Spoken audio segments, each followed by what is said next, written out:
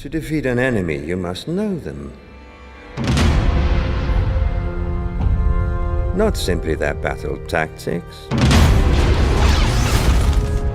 but their history, philosophy, art. Grand Admiral Thrawn. Carabast. Grand Admiral Thrawn's Origins. Legends vs. Canon. This is the second video of my Legends vs. Canon series, and it's finally here. It's been a while, I know, but I was reading Thrawn, which shows his origins in the Empire. I had to finish that before I could make this video, and well, finally did. I finished it 2 weeks ago, and I've been researching Thrawn and Origins. We don't know enough about Thrawn yet to do a full Legends vs. Canon comparison, but we know his origins of how he got into the Empire and became the rank of Grand Admiral. So this video will be a comparison of Thrawn and how he got the rank of Grand Admiral in Legends and Canon. So let's get started. The Chiss Ascendancy knows of an unknown enemy that are in the unknown regions, which is also where the Chiss are located. The Chiss believe this enemy to be strong enough to defeat them, so the Chiss Council thought of only two options. One, find another organization that could be another ally against this unknown enemy, or make that organization weaker so that the enemy would take down the weaker link.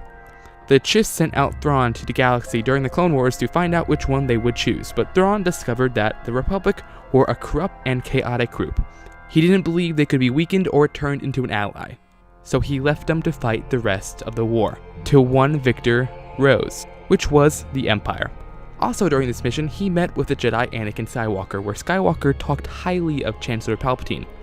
Years later, the enemy in the unknown regions were getting nearer to the Chiss, so they acted fast. They sent Thrawn to a planet in wild space and lured the Empire to the planet, where they made it look like Thrawn has been there for years, where in reality, he was there for merely months. Knowing that there was a code for finding an unknown species, Thrawn was captured on purpose because he knew the Empire must document the species on Coruscant. While making the report on Coruscant, Emperor Palpatine became aware of the blue-skinned individual's report and asked to see him immediately. On the way to Coruscant, Thrawn was partnered with Eli Vanto, an Imperial private that knew the wild space language that Thrawn was more familiar with than Basic, the galaxy's main language. After going to Coruscant and meeting Emperor Palpatine, Thrawn talked about how he knew Anakin Skywalker, which is one of the main reasons why Emperor Palpatine let him in to the Imperial Navy. Thrawn was introduced into the Imperial Navy as a lieutenant. After years at the academy, he was assigned as second lieutenant to an Imperial freighter, with Eli Vanto accompanying him as his personal ensign. I'm going to skip around a lot and sum up a lot of things because I could talk about his origins for another 10 minutes and go into specific details, and well, I don't have time for that because I have to also talk about his legends, so let's move on. Let's skip a little bit. Thrawn would rise up the ranks of the Imperial Navy very quickly. He would go from second lieutenant to senior lieutenant and eventually become commander. After becoming commander, Thrawn led his own Imperial freighter. And after outsmarting an Imperial Admiral and actually defeating a rebel cell, he was promoted to the rank of Commodore and rewarded with his personal Star Destroyer, the Chimera. A couple years later, Thrawn would attack a rebel cell that was led by one of Thrawn's closest enemies that has been trying to sabotage him ever since his days at the Academy. After defeating the rebel, codenamed Night Swan, Thrawn was told to report to Coruscant to meet Emperor Palpatine himself, and was rewarded the rank of Grand Admiral.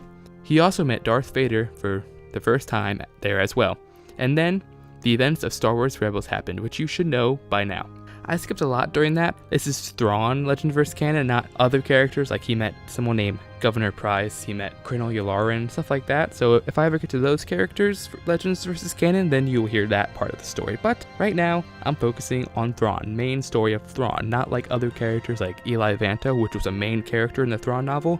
I'm mainly focusing on Thrawn. And now with that very long canon backstory out of the way, let's get into his Legends origins, and then decide which is better. I haven't read the Thrawn trilogy in a very long time, and I haven't read Thrawn's origins in novels like Outbound Flight, so most of this information will be from Wikipedia. In Legends, Thrawn has origins up to when he was a kid, but I want to focus on how he reached the rank of Grand Admiral. So, let's start with how he was exiled. Thrawn was exiled due to his military actions against a species. The Chiss Council looked down at him because they didn't agree with his methods, and well, exiled him. The details on Outbound Flight in short is Grand Admiral Thrawn somehow killed an entire ship filled of 18 Jedi Knights and Masters that were looking in the unknown regions trying to expand the Jedi Council. Emperor Palpatine was very pleased with this since, well, he wants to kill all the Jedi, so having someone kill 18 highly recommended Jedi Knights and Masters was pretty useful to him. After finding out that Thrawn was exiled, Palpatine tried 2 times to communicate with Thrawn.